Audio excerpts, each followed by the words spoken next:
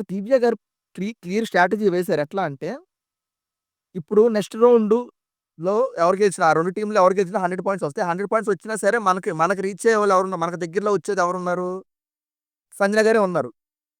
శ్రీజ గారి team last team ఉంది. So, వాళ్ళు 100 పాయింట్స్ కొట్టినా దగ్గరలోకి గూడా దరిదాపుల్లోకి గూడా రారు. సో, మనం సేఫ్ సైడ్‌గా మనం బెనిఫిట్ పొందాలి గాబట్టి, శ్రీజ టీమ్ కాకుండా సంజన గారి టీమ్‌ని మనం ఎలిమినేట్ చేద్దాం ఇక్కడ. వాళ్ళని డిస్‌క్వాలిఫై చేద్దాం అని ఒక స్ట్రాటజీ చేశారు. నిజంగా ఆ స్ట్రాటజీ కరెక్టే. కానీ మనం ఇప్పటిదాకా ప్రతి గేమ్‌లో చూస్తే సంజన గారు, ఫ్లోరా గారు మిగతా టీమ్‌లో అందరిలోని అబ్బాయిలున్నారు. కానీ సంజన గారి టీమ్‌లో ఓన్లీ ఇద్దరు ఆడోళ్ళే ఉన్నారు. అమ్మాయిలే ఉన్నారు. ఫ్లోరా గారు, సంజన గారు. సో, ఇద్దరు గేమ్ మనం చూస్తే ఫస్ట్ రౌండ్ నుండి ఫుల్ ఎఫర్ట్స్ పెడతారు. ఫిజికల్ టాస్క్ అయినా, ఇంకే టాస్కే సాయశక్తిలో ఫుల్ ఎఫర్ట్స్ పెట్టారు. 100% 200 పెట్టారన్నమాట.